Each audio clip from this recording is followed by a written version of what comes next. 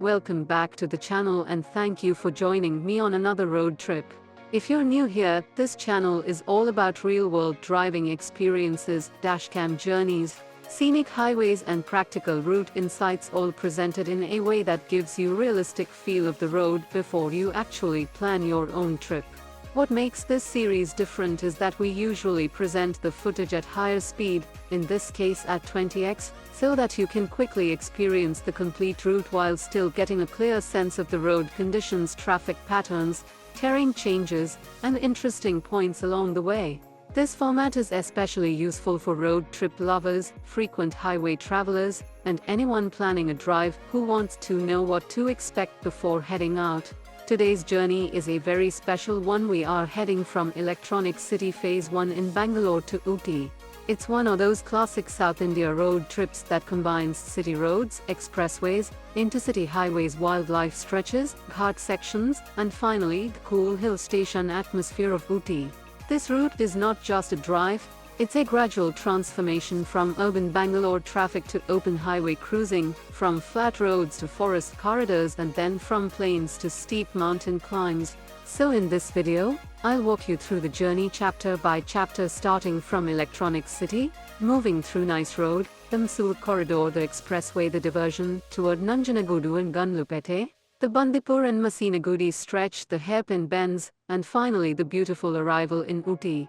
If you enjoy detailed travel narration, road condition updates, and destination insights, then this one is for you. Let's begin. We begin our drive from Electronic City Phase 1, one of Bangalore's most recognized technology and industrial hubs. This part of Bangalore has a very unique identity. It is home to major IT campuses, tech parks, office complexes, and a large working population. On weekdays, this area feels alive with office traffic, cabs, two-wheelers, buses, and a constant stream of movement. But depending on the time of departure, the mood of the area can change drastically. If you start early in the morning, Electronic City often feels calm, almost subdued. The roads are open, the signals are manageable, and the air carries that early day quietness. But if you start later in the day, especially around peak hours, you may find yourself in the usual Bangalore traffic rhythm. As we roll out, this initial stretch reminds us that every long road trip begins with a local one, a few familiar roads, some traffic signals, a little patience, and the excitement of leaving the city behind. Electronic City itself is an interesting symbol of modern Bangalore. It represents the city's transformation from a traditional urban center into a major technology and innovation hub. For many travelers, this area is not just a workplace zone but also a starting point for weekend escapes like the one we are taking today.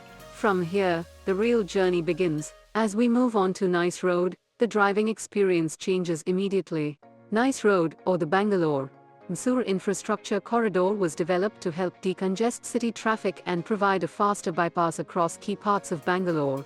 It's one of those routes that frequent travelers appreciate because it can save significant time compared to inner-city movement. The road is usually wide, structured, and designed for smoother flow. It allows you to bypass a lot of local bottlenecks and move across Bangalore in a more controlled manner. That said, like any major corridor, it has its own traffic patterns, especially at entry and exit points. On a good day, Mysore Road offers one of the most relaxed driving experiences in Bangalore. You get open lanes, fewer signals, and a more consistent pace. It almost feels like the city is slowly falling away behind you. However, in our case, there was traffic near the Mysore Road exit toll area, and that part required a bit of waiting. This is something every Bangalore traveler can relate to. You may enjoy a smooth stretch for quite some time, only to get delayed at a toll junction or exit point. The contrast is almost ironic. The drive is easy, but the exit itself slows everything down. Still, Mysore Road remains one of the best ways to start a long journey toward Mysore side or further toward the Nilgiris. Once we clear the Mysore Road section and merge toward the Mysore Expressway corridor, the road becomes much more enjoyable. This stretch is one of the most important driving routes in North because it connects Bangalore with Mysore and onward destinations. It has significantly improved travel quality over the years, and for long-distance road travelers, it is a welcome upgrade compared to older congested routes. The drive itself is smooth, wide, and confidence-inspiring. The lane discipline is better here than on city roads, and the flow of traffic is generally more predictable. You can settle into a comfortable cruising pace, especially if you're leaving the chaos of Bangalore behind. But once again, the toll exit becomes the bottleneck. This is one of those strange realities of road travel. The drive itself can be excellent, but the queue at the toll or exit gate can add a lot of waiting time.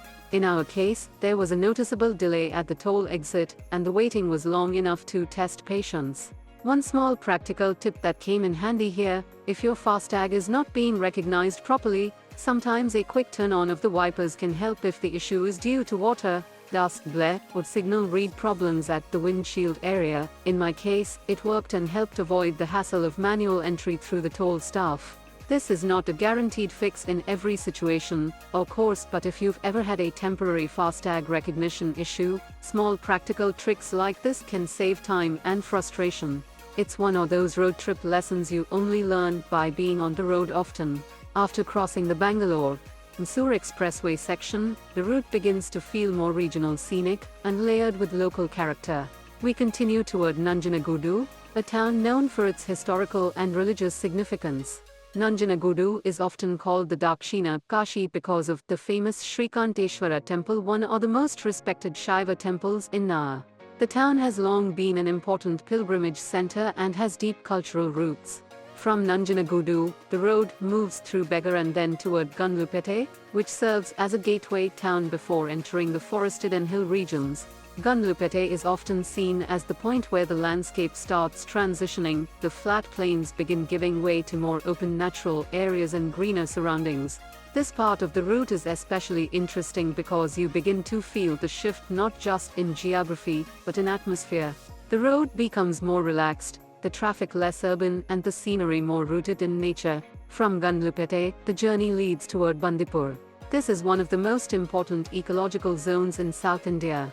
Bandipur is part of the larger Nilgiris Biosphere Reserve, which is globally recognized for its biodiversity. Bandipur National Park is known for its forests, elephants, deer, gores, birds, and, if you're lucky, occasional glimpses of larger wildlife. It is also a protected space, so driving through it requires caution, discipline, and respect for wildlife rules. This is not just a forest stretch, it is a sensitive ecological corridor connecting several habitats across Tamil Nadu and Kerala. As a traveler, Bandipur is one of the most memorable sections of the road because it feels quiet and powerful at the same time. The trees, the stillness, the possibility of wildlife, and the sense of entering a preserved natural world all make it special. From Bandipur we move toward Masinagudi, which is on the Tamil Nadu side and sits in a beautiful valley-like terrain before the actual climb begins.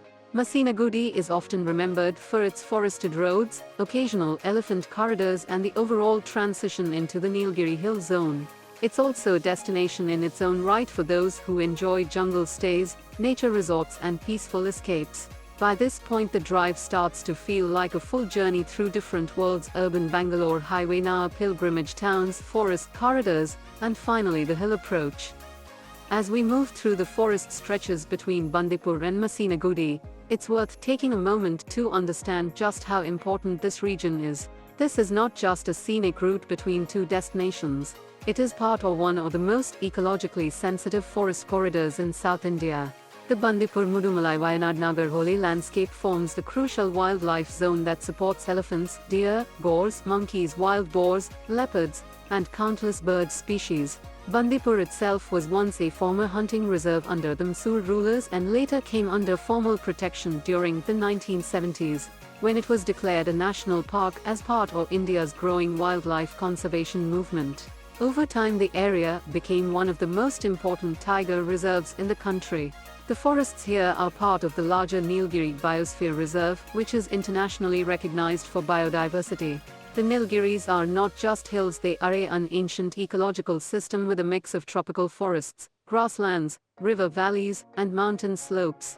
As you drive through, the forest feels alive in every direction. The road is quiet, the canopy thick, and the atmosphere changes depending on the time of day and the weather. During rain the forest feels even more intense, almost like it is breathing around you. This is also why speed control matters so much here. The forest is not only home to wild animals but also to local movement, forest department activity, and occasional animal crossings. Respecting the speed limit, avoiding honking, and staying alert are not just safety rules, they are a part of traveling responsibly through a living ecosystem. If you're lucky, you may spot deer grazing near open patches, monkeys moving across the roadside, or even larger animals deeper in the forest. But the most important thing is to observe quietly and continue moving without disturbing them. This stretch is beautiful, but it is also a reminder that we are guests in the forest. Now, before entering the hill sections and continuing toward Ooty, there are a few important do's and don'ts that every traveler should keep in mind. Do. Keep your speed low and steady, especially in the forest zones and hairpin stretches. Use headlights properly when visibility drops due to rain, mist, or evening light. Stay alert for wildlife crossings, especially deer, monkeys, and occasionally larger animals. Carry enough fuel, drinking water, and basic snacks before entering the hill zone. Keep your vehicle documents and the required e-pass ready in advance if you are crossing into Nilgiris. Be patient at checkposts and tolls, these are often essential for forest management and traffic control. Respect the local environment by carrying your waste bag with you. Now let's go through Don't honk unnecessarily inside the forest. Don't stop randomly in the middle of forest stretches unless it's a designated safe area. Don't feed monkeys or other animals, it changes their natural behavior and can create danger for travelers. Don't litter, especially plastic wrappers, bottles, or food waste. Don't speed through curves, even if the road appears empty. Don't assume mobile network will be strong everywhere, keep offline maps or a basic route plan ready. Don't try to outdrive fog, rain, or low visibility, slow driving is the safer choice. These may seem like simple rules, but in a place like Bandipur and the Nilgiris, they really matter. The forest road is not just a transit route, it is part of a protected environment that depends on responsible travel behavior. Following these basics makes the drive safer for you, safer for wildlife, and smoother for everyone on the road. How different this hill station feels from the plains and forest stretches we crossed on the way up. Ooty, also known as Udhagamandalam, gained prominence during the British colonial era when the Nilgiris were developed as a cool summer retreat for British officials. The climate, elevation, and scenic landscapes made it a natural choice for a hill station away from the heat or the lowlands. Over time, the British established roads, gardens, bungalows, churches, and administrative structures that shaped much of the town's early development. One of the most important figures associated with Ooty's early colonial history is John Sullivan, often regarded as the man who helped bring wider attention to the Nilgiris during the early 19th century. The town's growth as a hill station was closely tied to this period, and many of the older structures, road alignments, and garden concepts still reflect that era. You can feel that colonial influence even today in the way Ooty is laid out. The town has old stone buildings, churches, tea estates, and a kinda orderly hilltown atmosphere that feels different from many other tourist destinations in South India. The Nilgiri Mountain Railway, now UNESCO World Heritage Route, is another reminder of that colonial past and the engineering effort that connected this region to the rest of the country. So when you arrive in Ooty, you are not just entering a hill station, you are stepping into a place that carries the layered history of indigenous communities, British influence, plantation development, and modern tourism all at once. Beyond the colonial buildings and tourist spots, Ooty has a living local culture that gives the town its real personality.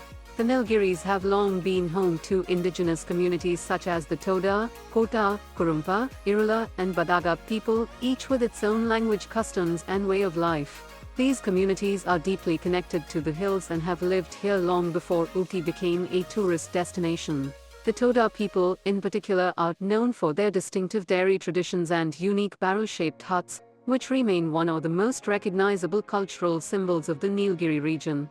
The Badagas are one of the larger hill communities and are closely associated with agriculture, local food traditions, and social life in the Nilgiris. If you spend time walking through local streets, myths, or tea shops, you'll notice that Ooty is not just about sightseeing. It is also about simple daily life: school children in sweaters, workers in tea estates. As we continued the journey through Bandipur and Masinagudi, the weather took a sudden turn and heavy rain started to pour down. This completely changed the mood of the drive. What was already a scenic forest stretch became even more dramatic, with mist, rain, wet roads, and the sound of the forest amplified by the weather. The visibility reduced a bit, so the drive became slower and more cautious, but at the same time, it made the journey feel even more memorable. Bandipur in the rain has a very different charm. The forest looks deeper, the trees appear denser, and everything around you feels alive.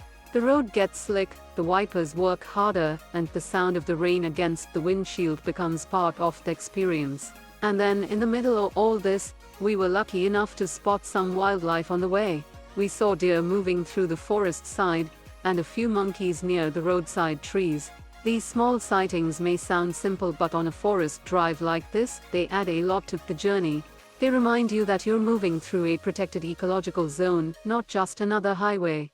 The combination of rainforest, wildlife, and winding roads made it one of the most atmospheric parts of the trip. But the weather also meant that movement slowed down, and traffic started building up again as we approached the checkpoint area. That slowdown, however, was expected, because entering the Nilgiris region now involves an additional process. And that brings us to the next chapter. Before entering Ooty and the Nilgiris district, there is an important travel requirement that every visitor should know. An e-pass is mandatory for all tourist vehicles entering Ooty and the Nilgiris district. This rule is in place to help manage traffic flow and reduce environmental pressure on the hill ecosystem. If you are planning a trip, you must apply online at epas.tnega.org before your journey. The pass is free, usually approved instantly, and it is required per vehicle, not per person. This is a very important detail, because many travelers mistakenly assume it is needed for every passenger. In reality, the pass is tied to the vehicle entering the district. In my case, I had already completed this process online before starting the trip, so passing through the toll and checkpoint was much quicker and smoother.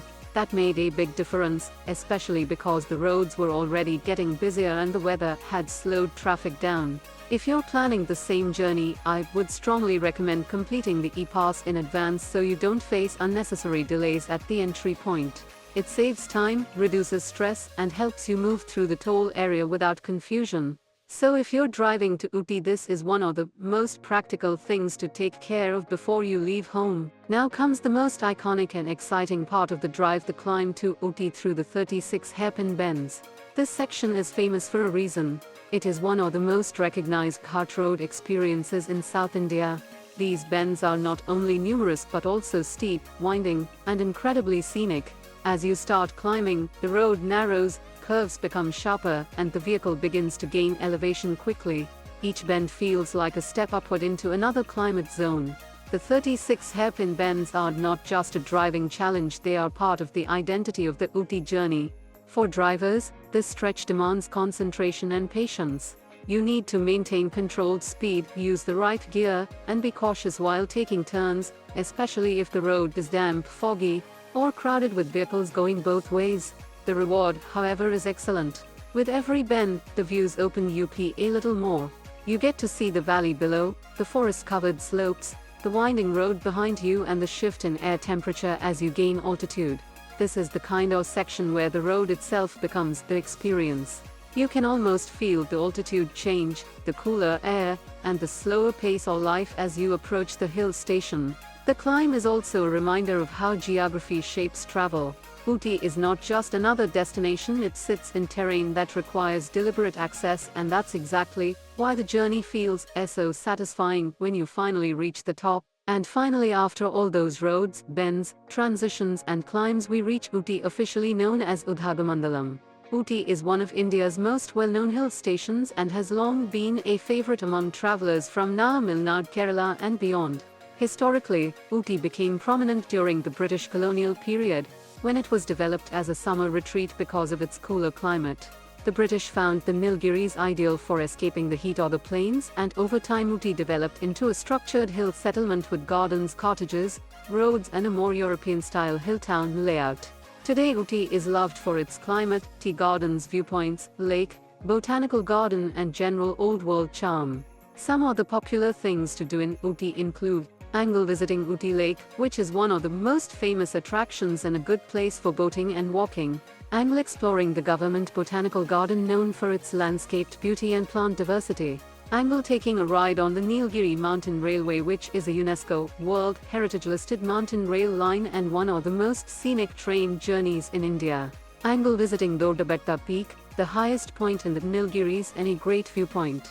Angle exploring tea estates, tea factories, and tasting fresh Nilgiri tea. Angle spending time at local markets where you can shop for homemade chocolate rolls, spices and woolen items. Angle enjoying simple walks in the cool weather and taking in the relaxed hill station atmosphere. Ooty also has an interesting cultural mix. It is a hill station with colonial history, indigenous Nilgiri communities, tea plantation heritage and a tourism economy that brings together people from across South India. That diversity is part of what makes Ooty so engaging. It's not just about sightseeing, it's about the feel of the place. The mist, the slow roads, the old buildings, the gardens and the cool climate all combine to create a distinct mood.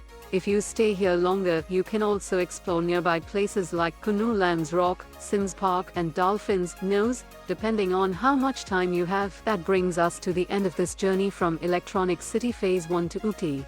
It was a route with many personalities: city roads, nice road, toll delays, expressway cruising, regional towns, forest stretches, wildlife corridors, and finally a very steep and memorable climb into the Nilgiris. Despite the traffic at toll exit 8, the waiting at certain points, the journey itself was rewarding and full of variety. If you enjoyed this video, stayed through the entire route, and found the narration useful, thank you so much for being here. Your support means a lot and it helps keep this channel going. If you've traveled this route before, or if you have tips, updates, or favorite places to stop along the way, feel free to share them in the comments. Those suggestions often help other travelers planning the same trip. And if you're new here, do consider subscribing for more detailed dashcam journeys, road trip experiences and travel-focused narration. Until the next drive, stay safe, travel well and enjoy the road.